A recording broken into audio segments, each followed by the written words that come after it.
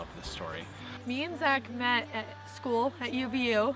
I first saw him in class. He was sitting at the front and I was like, dang, he looks good. I want to talk to him. Finally, a couple of weeks later, I saw him in the hallway right before class sitting by himself. And I walked up to him and I made the first move. And I asked if I could sit by him. She's adamant about saying that she saw me first, but I knew she was in the back of the class the whole time. We just kind of talked and I invited him to sit with me. And that's how we kind of got to know each other, and that's how we first met.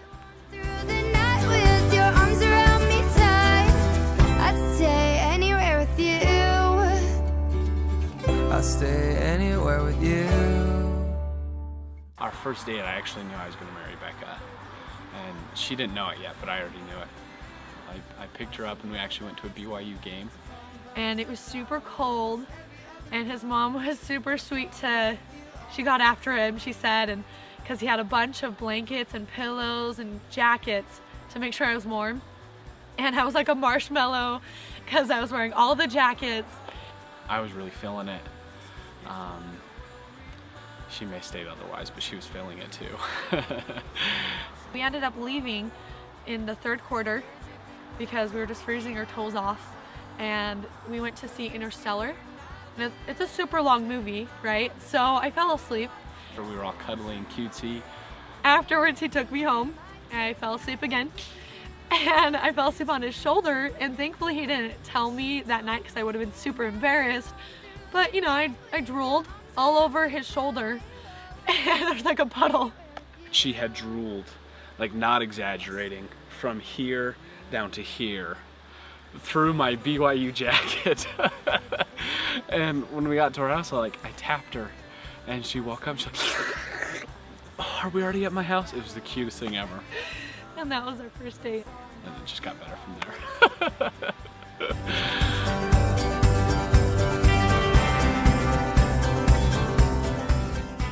It wasn't really a date, but we were hanging out, we were doing homework. We had been wrestling in her front room, just doing homework. That was my plan the whole time. So we're wrestling, and when he was doing that, I was like, he's so strong and he's so fast. Like, he was looking good at that point. And we ended up just laying on the couch together, and we were talking, and she was being super teasy, and she kissed my cheek, and I was like, oh, okay. And I was looking at him, and I was like, I really want to kiss him, but that's just weird if I made the first move. But I already made the first move in talking to him, so I was like, hey, why not? And then she kissed the very corner of my mouth, and I looked at her, I said, that was our first kiss, that counted.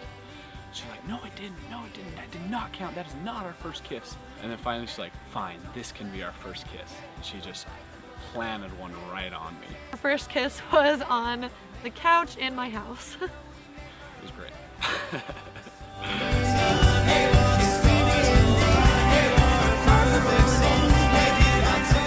How it all started, he called me at work and he told me he wanted to take me on a date that night, and he told me to wear something like a dress. He said not to wear something too casual, too fancy.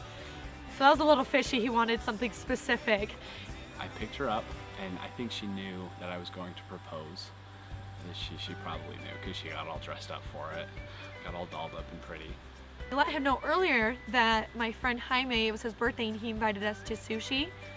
We were gonna go eat sushi, then do something after together, just us two. And we drove downtown super far, and we were supposed to be meeting up with her friend Jaime for sushi. So I kept telling her, no, like he wants to try this new place, we're gonna go find it, don't worry about it. And she was so insistent on calling him to let him know that we were gonna be late. And I was getting so annoyed with it because she kept grabbing my phone and getting her phone out and texting him and calling him. And I was like, I took care of it, I promise, it's okay, babe. We started passing all the restaurants and city and normal life, and we started coming up onto an airport, and he starts turning into it. And I was like, babe, what are you doing? Like, is it over here? And he's like, yeah, looks like it's over here. Look, there's a helicopter. Let's look at it. It looks super cool. He gets out, and I was like, I don't think he's proposing here because, one, he hates heights, and two, that's probably really expensive, and Zach's pretty frugal. The helicopter pilot was sitting there. And the guy asks me if I've ever been in a helicopter before. And I was taken aback. I was like, no, I've never been in one. He's like, great, well, let's go. And so we get inside, and I'm like freaking out. I'm like, okay, he's proposing. Is he doing it in the helicopter or is he doing it out of it? We flew over Temple Square, and I had the pilot turn his headset off so he couldn't hear us. And I just told Becca everything I love about her. And he finally brought the ring out, told me to look at him, and he asked me if I would be his forever. And I started crying, but I couldn't because there was a window that was open because there was no AC, so I had to get some air in. And I had a couple tears coming out, but they were just flying past my face. And then we go to kiss, of course, but the microphones were in the way. So we go to kiss and we just hit microphones and then we laugh. It was really funny. I've never been happier, and I'm super excited to marry her. I'll stay anywhere with you. To fall in love with you. Baby, it's an uphill ride. Fall in love with you. My favorite attribute about Zac is his big booty. No. Probably his dimple. I love it. It's so cute. I love kissing it all the time. I love his brown eyes. They're like puppy dog eyes. They're so cute. But I could just go on about all that. And my favorite thing about him overall is probably how thoughtful he is. He gets it from his parents for sure. They're such sweethearts. So the other day we made dinner and I was gonna give him the leftovers so that he could take them to work the next day to eat for lunch. And when I was dishing it up, putting it in the Tupperware, he's like, oh babe, hurry, just split it up into two. I'm gonna take one for a kid at work. And I was like, oh, why? And he told me how this kid who just started there, for the past couple of days, he just hasn't brought in food. And Zac's training him, and the kid would just look at his food and be like, oh, that looks super good. And Zac just felt really bad, and so he thought to bring food for him, and he's just really thoughtful and caring for everybody. My favorite physical attribute of Becca is her legs, undoubtedly. She has these long, beautiful, lifting legs. I absolutely love them. Seriously, like, her femur bone's gotta be that long.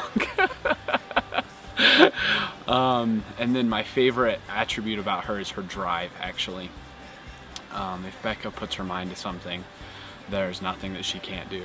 And that's something I really admire about her and want to do better in my own life and throughout our marriage, is to be able to match that drive that she has. Just so, like, if I set my mind to something like she does, that I can do it. And that really passes on to me as well in all aspects of our lives.